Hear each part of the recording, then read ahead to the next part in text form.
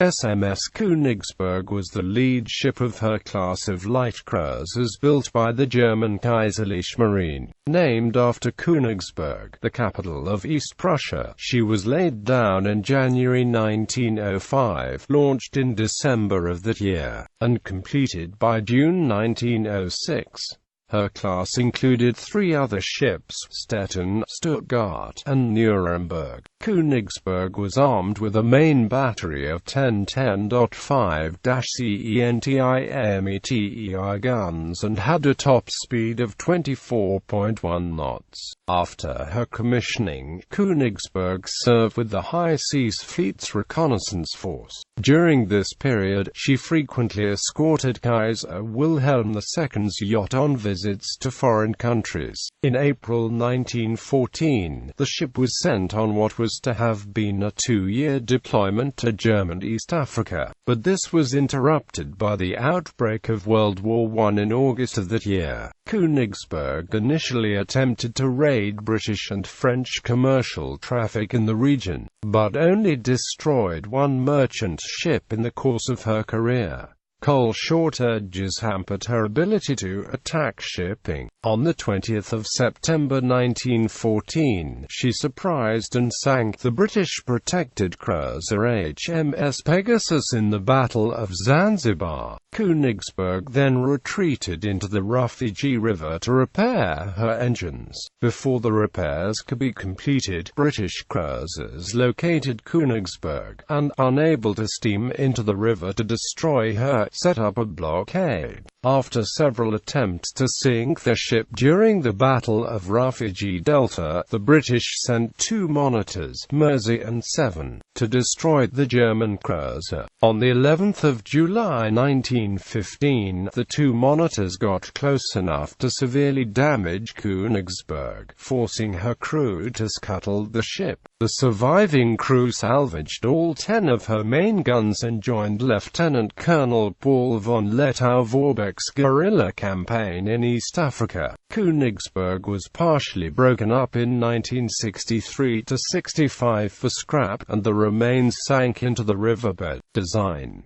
Königsberg and her sisters were designed to serve both as fleet scouts in home waters and in Germany's colonial empire. This was a result of budgetary constraints that prevented the Kaiserliche Marine from building more specialized cruisers suitable for both roles. Königsberg was 115.3 meters long overall and had a beam of 13.2 meters and a draft of 5.29 meters forward. She displaced 3,814 t at full combat load. Her propulsion system consisted of 2 3-cylinder triple-expansion steam engines powered by 11 coal-fired water tube boilers rated at 13,020 indicated horsepower. These provided a top speed of 24.1 knots and a range of approximately 5,750 nautical miles at 12 knots. Königsberg had a crew of 14 officers and 308 enlisted men.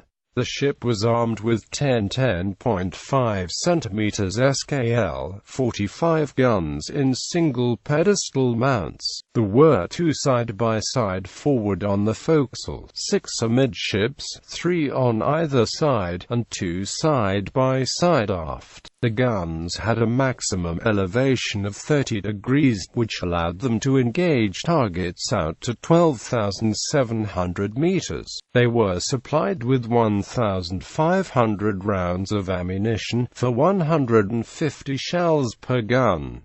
Königsberg also carried 10 5.2 cm SK guns in single mounts. She was also equipped with a pair of 45 cm torpedo tubes with 5 torpedoes submerged in the hull on the broadside. The ship was protected by an armored deck that was 80 mm thick amidships. The conning tower sides were 100 mm thick. Service history: Königsberg was ordered under the contract name Ersatzmeteor and was laid down at the Imperial Dockyard in Kiel on 12 January 1905. She was launched on the 12th of December 1905, when the Oberbürgermeister of Königsberg, Siegfried Kort, christened the ship, after which fitting-out work commenced. She was commissioned into the High Seas Fleet for sea trials on the 6th of April 1907. Her trials were interrupted at the beginning of June when she was tasked with escorting Kaiser Wilhelm II's yacht Hohenzollern during 3 sailing regattas including Kiel Week. The 2 ships then cruised the North Sea and stopped at Nordkap, where from 3 to the 6th of August, Wilhelm II met Tsar Nicholas II of Russia. After returning to Germany, Königsberg resumed her sea trials, which lasted from the 9th of August to the 9th of September. She visited her namesake city from 21 to the 23rd of September and was later assigned to the fleet scouting forces to replace the cruiser Medusa on 5 November. At this time, Königsberg was again used to escort Wilhelm II's yacht, this time in company with the new armoured cruiser Scharnhorst and the dispatch boat Sleipner on a visit to Britain. The ships stopped in Portsmouth and the Thames, and were visited by Queen Wilhelmina of the Netherlands. On the 17th of December, Königsberg was tasked with another goodwill visit, this time escorting the Kaiser's brother, Prince Heinrich, and a delegation of naval officers to Malmö, Sweden to meet King Oscar II. The visit lasted until the 20th of December. Königsberg participated in the normal peacetime routine of individual and squadron training for 1908 without incident. The year ended with a major training cruise, first in the Baltic and North Sea and later into the Atlantic, that ended in early December. The ship then went into dry dock over the winter of 1908-09 for periodic maintenance, emerging for service again in early February 1909. A typical training routine followed for the next 2 years, interrupted only by a collision with the new cruiser Dresden on the 16th of February 1910 in the Kiel Bay, and 2 trips escorting the Kaiser in 1910, the first to Helgoland on 9 to 13 March and the second to Britain from 8 to the 27th of May. The collision with Dresden caused significant damage to both ships, though no one on either vessel was injured. Both ships were repaired in Kiel. Dresden also won the Kaiser's Schiess Prize for excellent gunnery in the reconnaissance force during this period. From December 1909 to September 1910, Fregattenkapitän Adolf von Trotha served as the ship's commander. For the 8th of March to the 22nd of May 1911, Königsberg cruised in the Mediterranean Sea with Wilhelm II aboard Hohenzollern. On the 10th of June, Königsberg was replaced in the reconnaissance force by the new cruiser Kolberg. Königsberg was transferred to Danzig, where she was placed out of service on the 14th of June for modernization work. On the 22nd of January 1913, the ship was recommissioned for service with the fleet to replace the cruiser Mainz, which was also being modernized. This service lasted until the 19th of June, when Königsberg was again placed in reserve in Kiel. During this period of active service, she was assigned to the training squadron from 1 to the 18th of April. In early 1914, the High Command decided to send Königsberg to German East Africa, where she would replace the current station ship, the old unprotected cruiser Gaia. On the 1st of April 1914, Fregattenkapitän Max Loff took command of the ship. Königsberg left Kiel on the 25th of April, stopped in Wilhelmshaven, and then left 3 days later for a 2-year deployment to German East Africa. She steamed into the Mediterranean Sea and stopped in Spanish and Italian ports before entering the Suez Canal. After passing through the canal, she stopped briefly in Aden before arriving in Dar es Salaam, the capital of German East Africa, on the 5th of June. 2 days later, the Schutztruppe celebrated the 25th anniversary in the colony. The deputy commander of the Schutztruppe presented Loff with a model of the Kreuzer Schwalbe, which had been the longest-serving warship with the unit. Königsberg surveyed the harbour at Bagamoyo later in the year. The African colonial subjects considered the ship to be quite impressive, particularly her 3 funnels, which were assumed to signify a warship more powerful than one with only 2 funnels. The ship acquired the nickname Manowari na Bomba Tattoo, or the man of war with 3 pipes, as tensions in Europe rose in the aftermath of the assassination of Archduke Franz Ferdinand of Austria. Loff decided to abandon the normal peacetime training schedule and returned to Dar es Salaam on the 24th of July to replenish his coal and other stores. He also made efforts to organize a coastwatcher network to report enemy ships and to protect German shipping in the area. On the 27th of July, Loff received a message from the Admiral Stab informing him of the worsening political situation in Europe. Concurrently, the cruisers of the British Cape Squadron, HMS Astraea, Hyacinth, and Pegasus, arrived with the intention of bottling up Königsberg at the colony's capital Dar es Salaam. Loff got his ship ready to sail and left port on the afternoon of the 31st of July 1914, with the 3 slower British ships shadowing him. Loff used a rain squall and his ship's superior speed to break contact with his British pursuers the following day. Königsberg steamed off Aden until the 5th of August, when word of the outbreak of hostilities between Britain and Germany belatedly reached the ship. World War I. At the outbreak of World War I, Königsberg was ordered to attack British commerce around the entrance to the Red Sea. A lack of coal hampered Loff's efforts. The British prevented his collier König from leaving Dar es Salaam and purchased all the coal in Portuguese East Africa to deny it to Königsberg. Loff then radioed the German steamer Stettin to warn her against using the Suez Canal, where she would have been confiscated. Königsberg chased after the German freighter Goldenfels, whose officers mistook their ship for a British cruiser and refused to stop. Königsberg was forced to fire a warning shot across the bow of Goldenfels to force the ship to stop so that Loff could warn her captain of the state of war. On the 6th of August, Königsberg found a British ship off the coast of Oman, the freighter City of Winchester. A prize crew took the ship along with Königsberg, and the 2 vessels met Stettin 4 days later in the Kuria Islands, where coal from City of Winchester was transferred to Königsberg.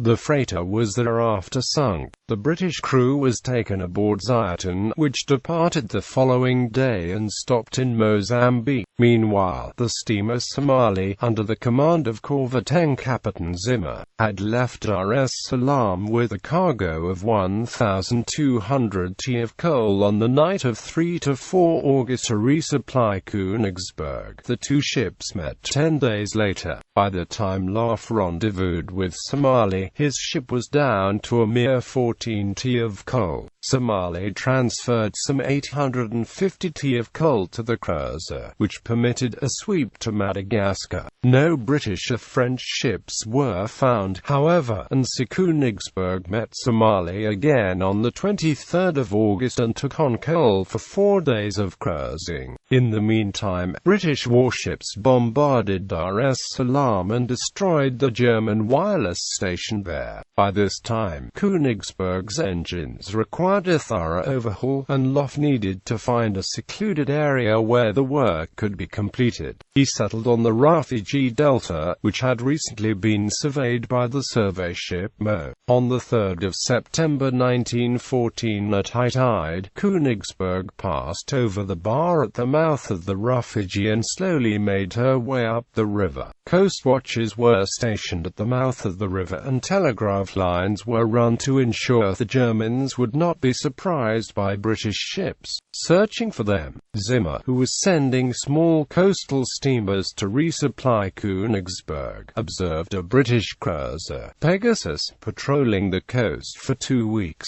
He deduced that the ship would likely have to coal at Zanzibar on Sundays, and so Loft decided to attack the ship in port before he began his overhaul. He considered the action justified, since Britain had rejected a German proposal to keep Central Africa neutral according to the Congo Act of 1885. On the 19th of September, Königsberg left the Rafiji and arrived off Zanzibar the following morning. She opened fire at a range of about 7,000 meters at 5:10, starting the Battle of Zanzibar. Within 45 minutes, Pegasus caught fire, rolled over to port, and sank.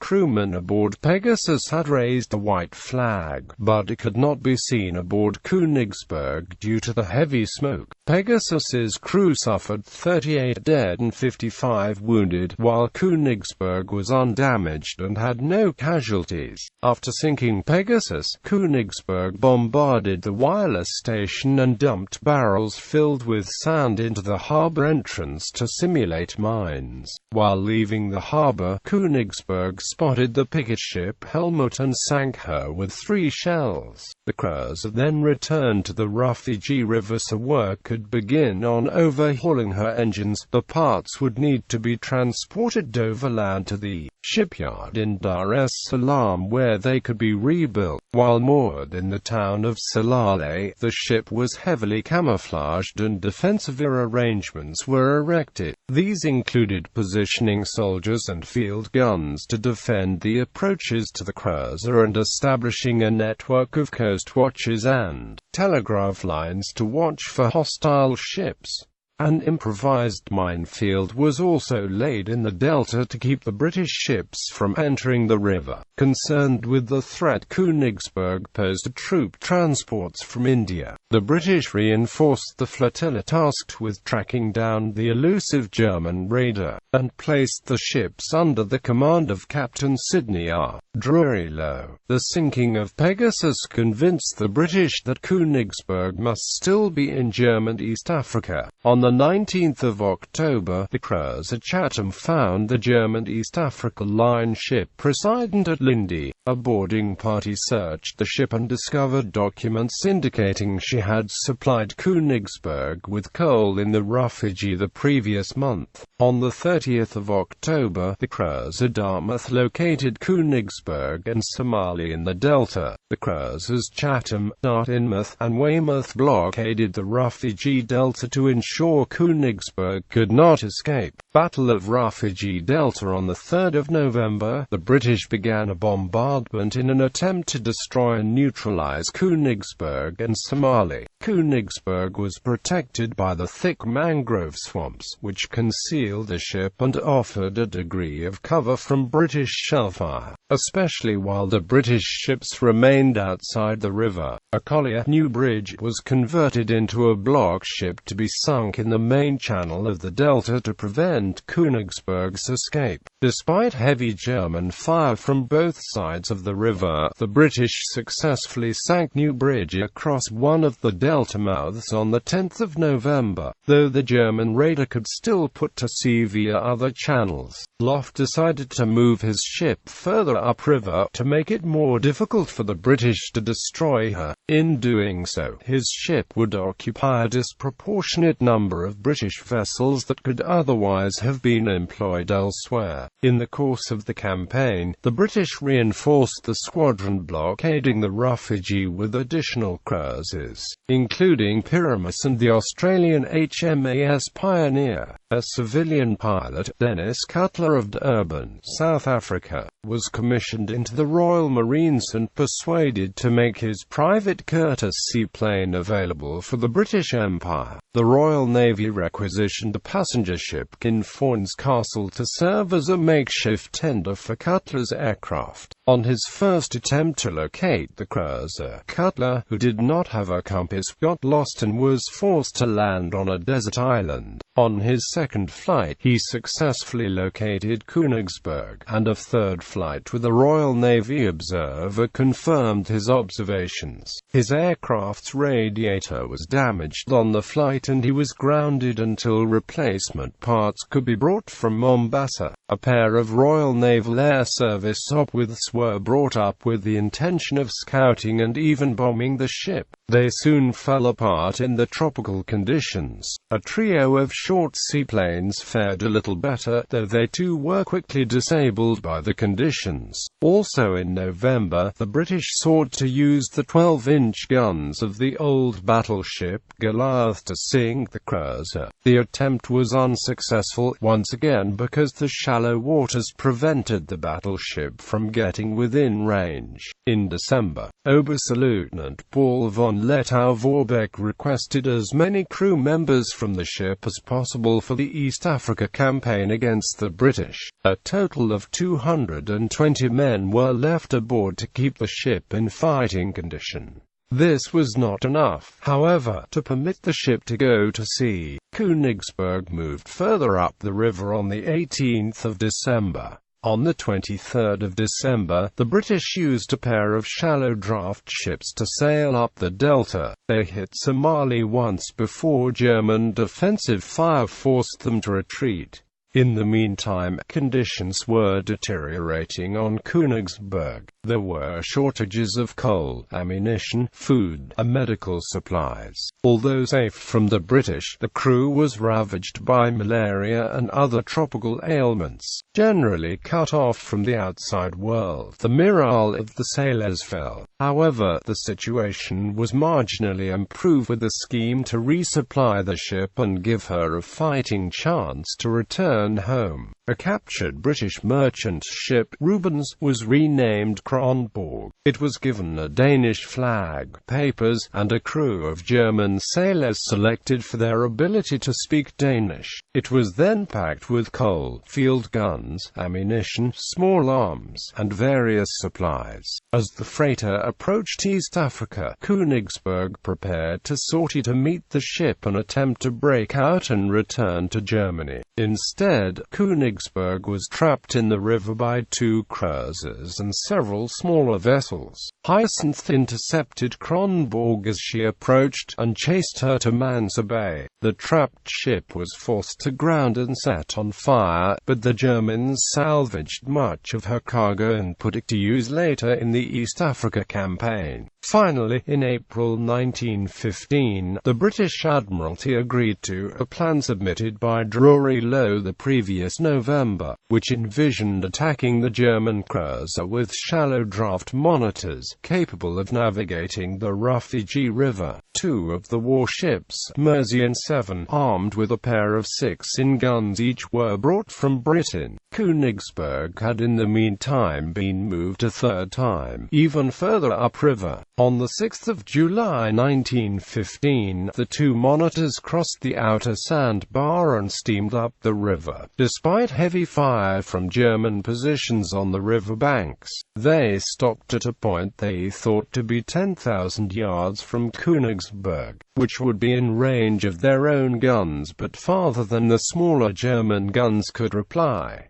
Aircraft were used to spot the fall of shot. The monitor's navigation was faulty, however, and after opening fire, they found themselves to be within range of Königsberg's guns. She hit Mersey twice in the engagement. One shell disabled the forward 6-inch gun, and another held the ship below the waterline. Königsberg was hit 4 times in return, one shell striking beneath the waterline and causing some flooding. In the span of 3 hours, Königsberg forced both British ships to withdraw. They returned again on the 11th of July after having repaired the damage sustained in the first attempt.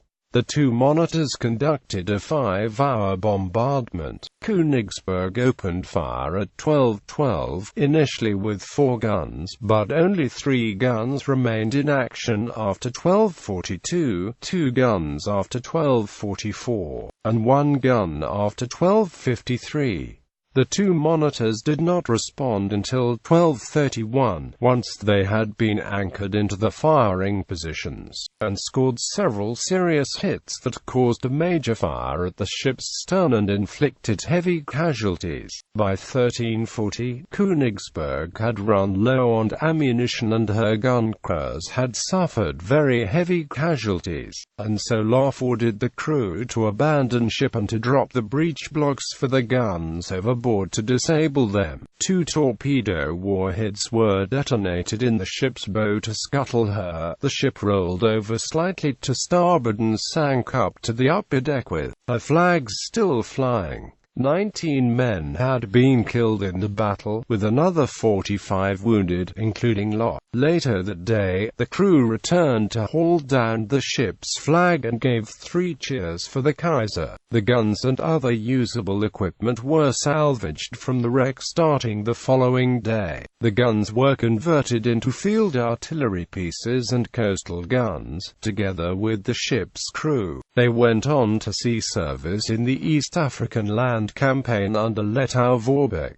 All 10 guns were repaired in Dar es Salaam over the next 2 months. 1 was mounted on the converted ferry Godson of the inland Lake Tanganyika fleet. The surviving sailors, organized as the Königsberg Abteilung, eventually surrendered on the 26th of November 1917 and were interned in British Egypt. In 1919, after the war, the men took part in a parade through the Brandenburg Gate in Berlin to celebrate the service and that of the ship. In 1924, John Ingle, the former captain of Pegasus, was tasked with clearing wrecks from the harbor in Dar es Salaam. At the time, he bought the salvage rights to Königsberg for the price of £200. He sent divers to extract non-ferrous scrap metal from the wreck and in turn sold the rights. Salvage work continued into the 1930s, and by the 1940s the hull had rolled over to her starboard side. As late as 1965, salvage work continued, but in 1966 the wreck collapsed and finally sank into the riverbed. 3 of the ship's 10.5 cm guns are preserved, 1 in Pretoria, South Africa, 1 in Jinja, Uganda, and 1 in Mombasa, along with the gun from Pegasus. Citations